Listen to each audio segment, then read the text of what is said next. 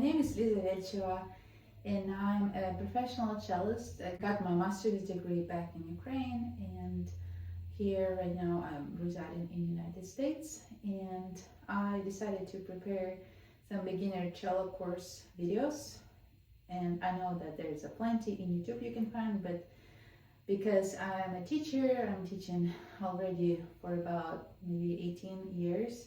So I just have some things maybe I explain differently and just see if this will be helpful to you.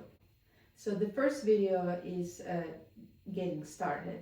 So first of all, you want to know the parts of your instrument.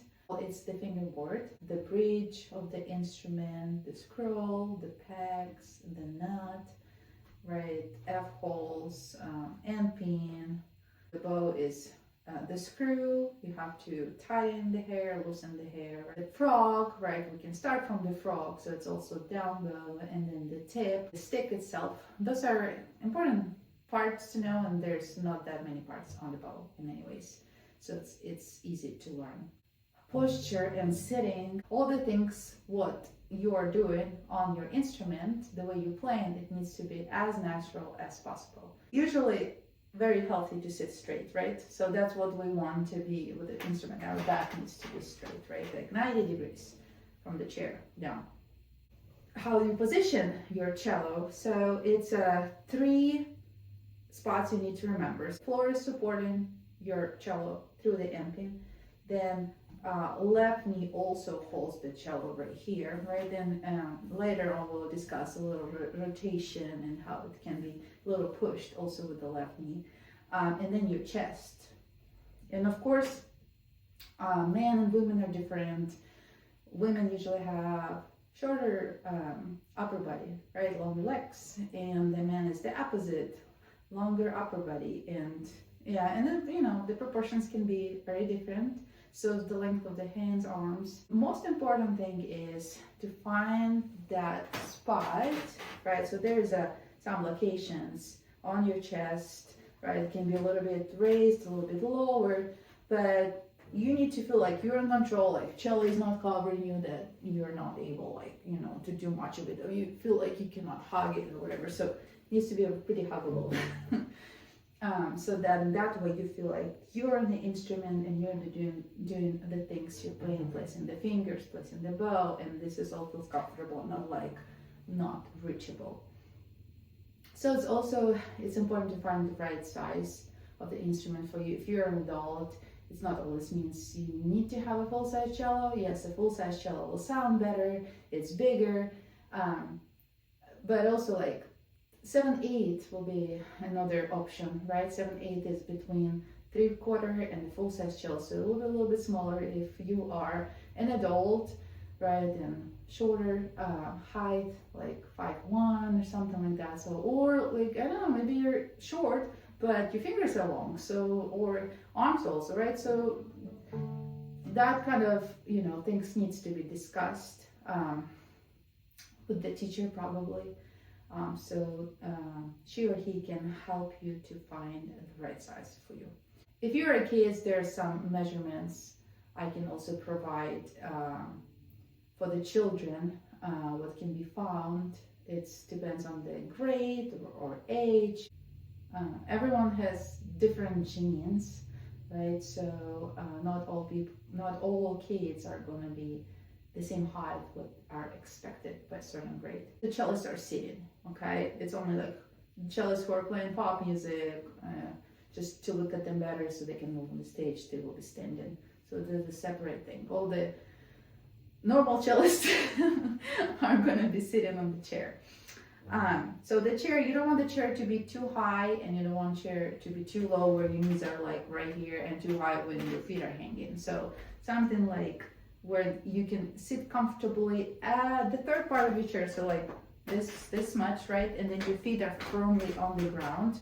Yes, and then you check that this CPAP is supposed to like bother you a little bit right here, behind your ear, right? You don't want it too high right here. And again, just if it's gonna be too high, then you are not able to extend your arm, right? It's just gonna be playing like this, and I had students like that. So so right here, somewhere here, so it's a little bothering you, right? And then this part, it's like that one is in your knee, or maybe a little bit higher, a little bit lower. Again, it depends how long is your upper side of your body. Okay, so yes, end pin adjustment, it depends on the chair, but again, so I even don't have to adjust my end pin yet, so you kind of can have an idea. Like, I want my instrument right here, so touching my left, it's laying on my chest, right? So, and then with that, I'm getting my end pin out and getting that adjusted. Also, it depends, you know, if you adjusted your end pin and you want to be correctly the same every day, and once you're like sitting in your regular chair, adjust your end pin, and then it's like, oh, it feels wrong. So maybe you're sitting a little too far in your chair. So kind of track that thing also, where you're sitting on the chair. If you have a cello chair, it's perfect because it's underneath your shoulder blades, so your shoulder blades can move and you can lean on the back and play the cello. But that one is usually like, it was created probably for professional musicians, because if we have a lot of concerts and a lot of practices, so it's I guess it's harder just to keep sitting without any back support. When I was a student, you were younger, and you need to sit straight without any back support. Bow hold. So first of all, loosen the hair and tighten in the hair. Right, so right now it's loose. So when you want to loose your hair, you don't want to like hang in, flipping around, right? So you want kind of it be together also, so it's loose. And then we need to tie it, the same thing, you don't want to over tight it. So you want to have a natural curve on the bow. This part, that's what I mean. So if you over tie it, that stick becomes more straight in the hair. And sometimes it can be even worse, like if the bow actually become a bow. So, with the arrows. So you don't want that, for sure. So the main thing is, don't forget to loosen the hair after you're done. And then when you tie it, so like this one, probably a little too much, because when I put the weight down, and I'm putting the weight through the stick, touch the hair, right? So it's like, this probably is good. But for my taste, I would loosen it a little bit more. Yeah, like that, that's good for me. You're not supposed to be touching the horsehair. The simple reasons for that is because there's a rosin, the rosin is sticky, so you're touching it and then your fingers stick to the fingerboard if you touch with the left hand. Other thing is, yes, the rosin, there will be like a blind spot, so then when you're playing, the sound is not gonna be gripping on that part of the bow, if you're constantly touching that part of the bow, part of the hair. And basic bow hold for today is, just think about, if you're holding a cup, you just taking it comfortable for yourself. You're not holding the cup like this, or you don't hold the cup like that, or something like that. Like when it's like crooked or like painful. The idea is, bow is not supposed to be held like with stiff hand. Otherwise, we will be holding it like this, right? If we want to be like really secure with the bow and make sure it's not falling out from the hand while you're playing. Your hand, your fingers, your wrist meant to be relaxed while you're playing. So first of all, relax your hand, right? And then your middle finger, right? Put it where the metal part of the bow right here. Then add your ring finger, then first finger, and then do the angle towards the first finger. So your stick of the bow will be on the first joint right here. You're gonna touch it right here, right? Second and third, deeper in, then pinky there, and then only thumb is from the opposite direction, right? The idea is for thumb is to be bent or straight, so you don't want to have it this shape, because this muscle gonna stiffen up and you're not gonna be playing for too long, because it's just gonna get tired. I mean, that's the goal. It doesn't mean like your thumb gonna be perfectly shaped after a few practice or in the first bow hold, like when you're trying to hold the bow correctly and play the cello. So it's a process, so be patient with your body while it learns.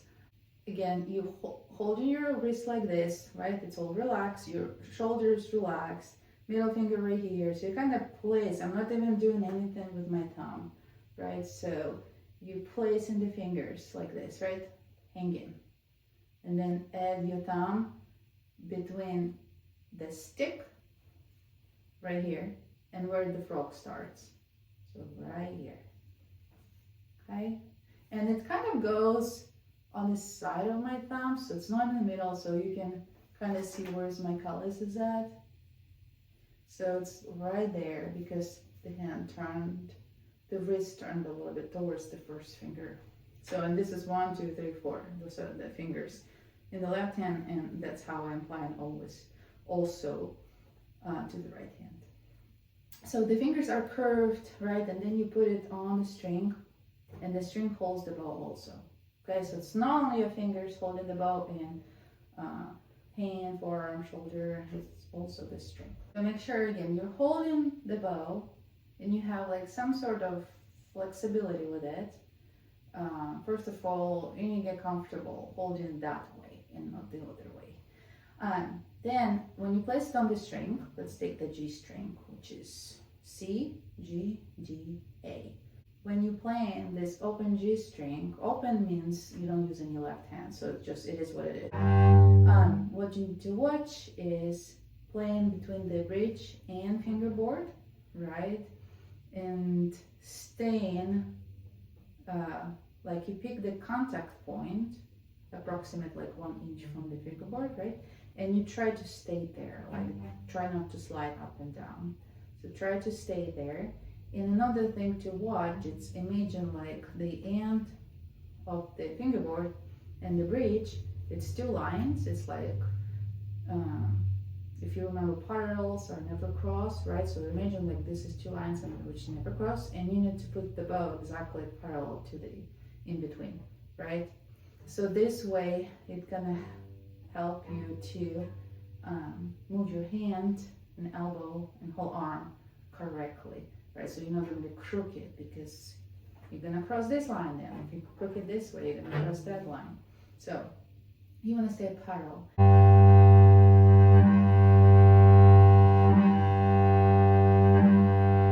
Another what I can add also a little tilt towards you.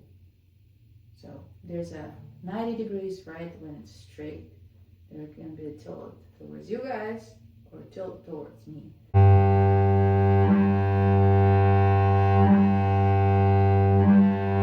And for the start, what you need to watch is staying parallel, okay?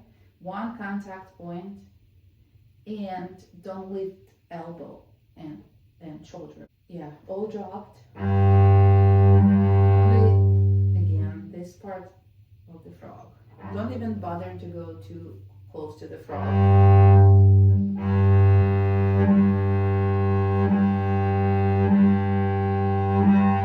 And then again, watch the contact point and parallel lines, which is straight bow, right? Straight bow.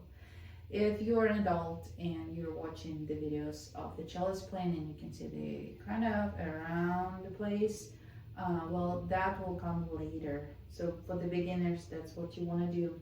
You want to have a good sound, and this will guarantee you a good sound if you will stay right here.